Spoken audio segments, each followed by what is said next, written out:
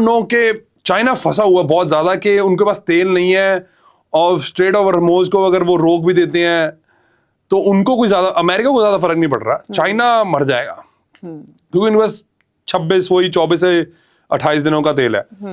So it's gonna be very interesting कि वो करते क्या है, बिकॉज ऑप्शंस उनके पास ज्यादा है नहीं है। क्योंकि चाइना और रशिया जो है ना वो बहुत लॉन्ग टर्म थिंकिंग रखता है। तो हो सकता है कि वो कहें यार कोई बात नहीं, डोनाल्ड ट्रंप है 2 साल ऐसे निकाल लेते हैं, इसके साथ नेगोशिएशन नहीं है ना। इसको बोलते हैं आर्ट ऑफ वॉर। क्योंकि चाइना और रशिया बहुत लंबा सोच के चलते हैं, कोई दिक्कत नहीं है, पागल है। ट्रम्प को वो पागल ही बोलते हैं ना। वो कहते हैं चल पागल है तो कोई बात नहीं, 2 साल इसको हम जेल लेते हैं, नेगोशिएशन कर लेते हैं। So I don't know, I don't think so कि चाइना डायरेक्ट कॉन्फ्लिक्ट में आना चाहता है क्योंकि उनका स्टाइल नहीं है, but you just don't know क्योंकि वो हर जगह से कॉर्नर्ड है आप। राइट। तो ऑब्वियसली अगर उनके पास तेल नहीं होगा तो एनर्जी नहीं होगी तो फिर ट्रांसपोर्ट कैसे होगा, और उसका सब जो इम्पैक्ट है, इन्फ्लेशन ऊपर जाएगी, इन्फ्लेशन स्टिकी होगी, आपका इंडिया में सामान जो है वो भी नहीं जाएगा, और in fact all over the globe भी उनका सामान नहीं जाएगा, बिकॉज आपको तेल तो चाहिए ही है। So it is a very very interesting, अगले 10 दिन जो है ना वो बहुत इंटरेस्टिंग है, and I am keeping a very close I, and I really hope कि वर्ल्ड वॉर 3 ना हो, बिकॉज इन दोनों के पास बहुत पावर है। राइट।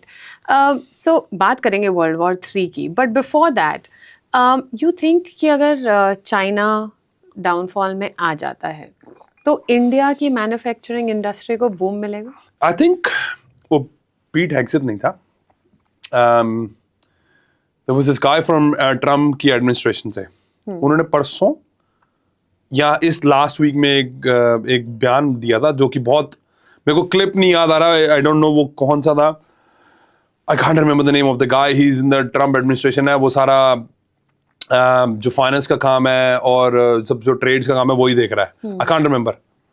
उन्होंने बोला था कि जो गलती हमने चाइना के साथ करी है वो हम इंडिया के साथ नहीं करेंगे। उनकी गलती का मतलब ये था कि हमने चाइना को बहुत ज्यादा पावर दे दी और उनको सारी मैन्युफैक्चरिंग उनको दे दी। I don't think so that they will do it with India. कहते हैं हमें ऑलरेडी समझ आ चुका है हमसे हमारी गलती से, क्योंकि अब वो ऑलमोस्ट देखो खड़े हैं, वो they are not far, but again US being US, उनके पास पावर और उनके पास लर्निंग स्किल्स जो है ज्यादा। So I don't think so they will do it. मेरे को लगता है अगर आप देखो तो वो वियतनाम में भी पैसा लगा रहे हैं और वो और कंट्रीज में भी पैसा लगा रहे हैं जस्ट टू मेक श्योर वो डाइवर्सिफाई रखें। But US being US, Elon Musk को ट्रम्प बहुत ज्यादा सपोर्ट कर रहा है, क्योंकि अब इलॉन मस्क का जो नेक्स्ट स्टेप है ना वो बस रोबोट्स बनाना है। जिस दिन अब रोबोट का जो सबसे इंपॉर्टेंट चीज है ना वो हाथ है, अभी तक वो हाथ जो है वो परफेक्ट नहीं कर पाए, that's the only thing they are waiting on. जिस दिन उन्होंने हाथ परफेक्ट कर दिया, जो कि मैं इलॉन मस्क का पॉडकास्ट सुन रहा था, उनको टाइम लगेगा, शायद 2 साल लग सकते हैं, पता जितना भी टाइम लगेगा, आई कांट रिमेंबर, शायद साल भी बोला था, 1.5 साल 2 साल। उसके बाद मेरे को लगता है कि मैन्युफैक्चरिंग जो है वो दोबारा यूएस जाएगी, because it's lower, it'll be eventually lower the labor cost and labour cost low होगी, और वो उनके पास अगर इतने रोबोट, प्लीज अंडरस्टैंड दिस, तुम्हें लगता है कि सिर्फ ना चीजें बड़ी स्ट्रेट फॉरवर्ड होती है, चीजें बहुत कॉम्प्लिकेटेड होती हैं, पर अब तुम इमोशन में फंसे रहते हो, तुम देख नहीं पाते जो मैं देख पाता हूँ, because I study a lot. मेरे को पता है कि वो चाहते हैं कि मैन्युफैक्चरिंग उनके पास वापस आ जाए, उनसे बहुत बड़ी गलती हो गई, दे ऑलरेडी रियलाइज दैट। और जिसके पास नेक्स्ट फेज में रोबोट्स जितने ज्यादा होंगे वो ही दुनिया पे राज करेगा। So this brings me to the next question. War ये चल रहा है, होपफुली वर्ल्ड वॉर नहीं होगा, but as you mention robots are the next big things. तो आने वाले 10 years में अगर किसी को इन्वेस्टमेंट करनी है, what should they be investing in? Property, not robots. Not robots में कर सकते हैं, पर आपको पता नहीं है ना किसमें करना है, किसमें करना है, या इट्स यू डोंट नो। अभी तो इमर्जिंग है ना, yes you can, there are lot of companies कर रही हैं। एक मैं हेज फंड का नाम नहीं लेता, मैं उनको फॉलो करता हूँ, they are doing that as well, but वो आपके पास पैसा ही नहीं होगा इतना, राइट। अब वो सीड में लगाएंगे, वो जो पहला उनका सर्कल चलेगा उसमें चलाएंगे, फेजेस जो होते हैं, so you don't have the enough money. But property is, देखो जो मर्जी कर लो, रोटी, कपड़ा और मकान, ये हमेशा बंदे को चाहिए। सो प्रॉपर्टी इसलिए क्योंकि मैं करता हूं, दैट डजंट मीन आपको इन्वेस्ट करना है।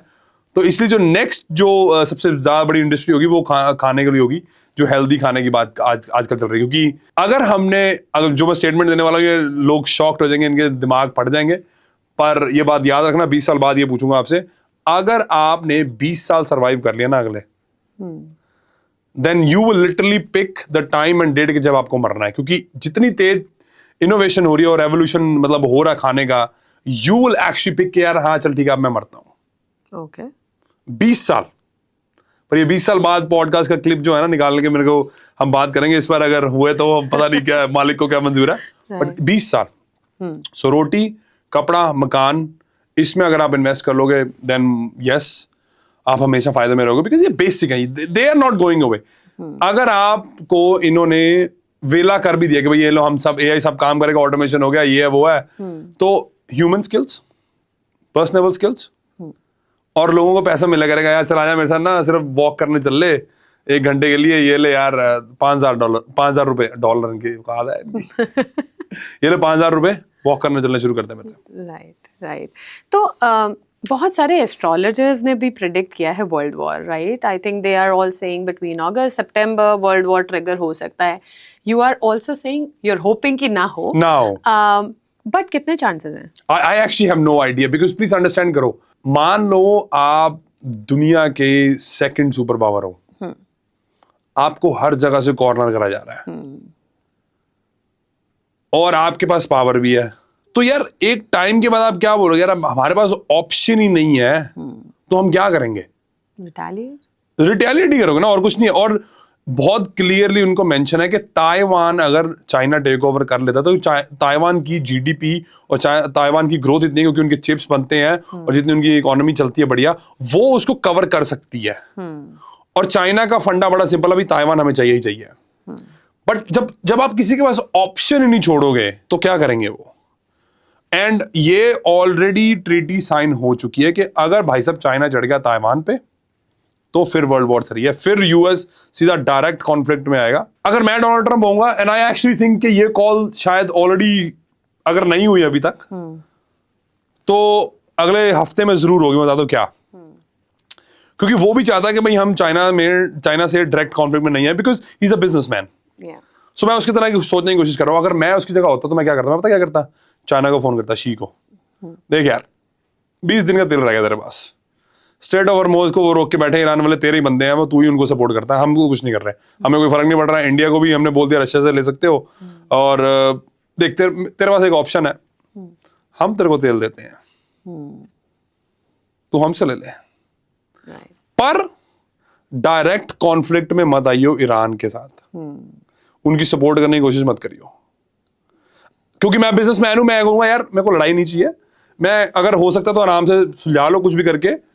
This is something that I would do. अगर वो कॉल अभी तक नहीं हुई 8 तारीख तक, आई थिंक अगले हफ्ते में वो कॉल जरूर होगी, गारंटेड है। So golden handshake is in, oh absolute. क्योंकि यार मैं आपको सच बताऊं,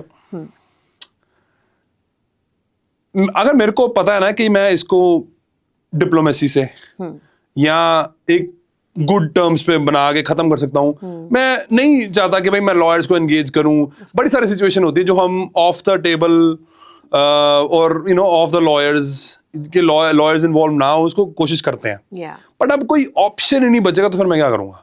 but my first thing being a businessman यही होता है कि भाई छोड़ यार, सॉल्व करते हैं, let's come to a middle ground, तू भी रहा, तेरा भी मिले मेरा भी मिले, छुट्टी करते हैं इसको मंगाओ। क्योंकि बिजनेस में ना बहुत चैलेंजेस होते हैं, लोगों को पता नहीं है, उनको लगता है यार बड़ा सिंपल है, बहुत सारी जगह कॉम्प्रोमाइज करना पड़ता है और बहुत सारी जगह खड़ा भी होने पड़ता है। But being a businessman, I would say कि यार चाइना भाई तू तेल मेरे से लेना, मैं तेरे को दे रहा हूँ, तू पंगे लेने मत आइए बस। राइट। Because I understand कि इनके पास अगर ऑप्शन नहीं बचेगा तो यही करेंगे। करेक्ट। आपको लगता है कि US dollar will ever lose its currency status? देखो मैं ना कल मैं ना महीने के सिर्फ 5 बंदे कोचिंग करता हूँ, ज्यादा नहीं करता, मेरे पास टाइम नहीं है। I don't do it for money, I only do it कि उनके साथ अगर मैं कल काम कर सकता हूँ तो उनको बहुत पैसे चार्ज करता हूँ कोचिंग के, तुम रहने देना। 90% लोगों से तो मतलब ऐसे है इतने सारे पैसे। तो एनीवेज, तो मैं उनको ना एक किताब का नाम दिया था, बारबेरियंस टू ब्यूरोक्रेट्स। राइट। उसमें ना स्टेजेस होती हैं अलग अलग। उसमें एक प्रॉफिट होता है जो भाई जब यूएसए सेटअप हुआ था, तो एक ना स्टेज आ जाती है कि उसमें चार्ट भी बना हुआ कि यहाँ पे आके ना हमेशा जब कोई भी, चाहे वो कंपनी है, चाहे वो सिटी है, चाहे कुछ भी है, वो ना एक पॉइंट के बाद पहुंच के ना वो नीचे गिरने की तादाद पे पहुंच जाती है। रोमन्स के साथ भी हुआ, इजिप्शियंस के साथ भी हुआ, सबके साथ भी होता है। तो डॉलर स्टेटस जो है ना वो अगर वहां पे ना एक एक्चुअल में वर्ड है जिसको सिनर्जिस्ट बोला जाता है, कि कोई बंदा ऐसा सिनर्जिस्ट आ जाए जो यहाँ पे जहां पे गिरने का तादाद होती है ना मैप की या उनकी ग्रोथ की, वहां पे सिनर्जिस्ट क्या करता है, सिनर्जिस्ट आके फिर उसको और नेक्स्ट लेवल पे ले जाता है। I think Donald Trump has just did that okay, US के लिए। Right, I think so. अगर ये 2 साल इसके पास हैं, अगर ये सॉल्व कर गया तो I think he will be the synergist. तो इसलिए यूएसडी का जो डॉलर का जो कमांड है वो बना रहेगा। प्लीज अंडरस्टैंड करने की कोशिश करो। वर्ल्ड वॉर 2 के बाद तो मैं गरीबों को क्या क्या बताऊं, वर्ल्ड वॉर 2 के बाद हुआ क्या था कि वर्ल्ड वॉर 2 में भाई जब यूएस ने सबको सप्लाई करा, एम्यूनिशन सप्लाई करा, गन्स जो भी करा, उन्होंने कहा हमें अपना गोल्ड दे दो। यूएस के पास सारे का सारा यूरोप का गोल्ड है। yeah, and I was coming to that कि अगर यूएस का डाउनफॉल आता है तो नेक्स्ट कौन सा ऐसा एसेट है जो एक्सप्लोड होगा? And I think you answer is it still gold और स्टिल गोल्ड। मैंने आपको पहले ही बोल दिया था, मैंने पिछले साल प्रेडिक्शन करी थी कि गोल्ड इस बार ऊपर जाएगा ही जाएगा। एनर्जी भी बोला था मैंने, जाएगा ही जाएगा। Right, right. तो आप पता है बहुत सारे लोगों ने ना बीच में ये भी बोलना शुरू कर दिया था कि इंडियंस को स्पेशली मार्च से लेकर मई तक कैश नहीं रखना है बैंक में, मत रखिए cash. Do you see a sense in that statement? ऐसा तो नहीं है, ये बकवासबाजी है, क्योंकि कैश आपके पास 10% तो होना ही चाहिए। मतलब कैश नहीं होगा क्या करोगे? और बैंक में पैसा मत रखिए। वो ये प्रेडिक्ट कर रहे हैं कि भाई शायद कुछ हो सकता है। राइट, यार जब कुछ होना होगा तो आप नहीं रख सकते, पर कैश जरूर होना चाहिए। मतलब कैश के बिना आप ऑपरेट नहीं कर सकते। बट यही होता है कि अगर इंडिया कॉन्फ्लिक्ट में आता है तो फिर कैश की कुछ वैल्यू नहीं रह जाती।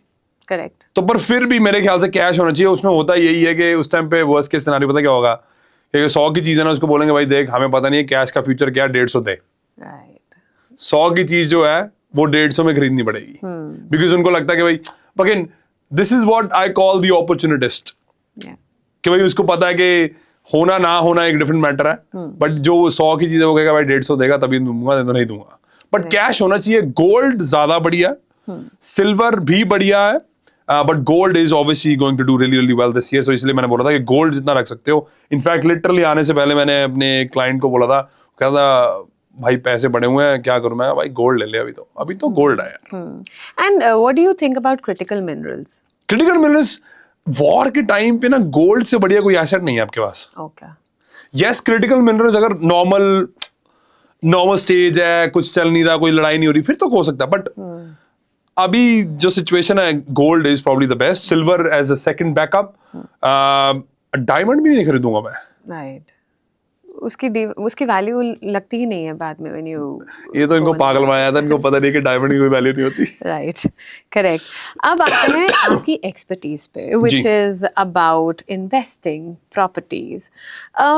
As per you, currently which are those global cities जो एक बबल में है बट सडनली इन्वेस्टर्स को शॉक करेगी?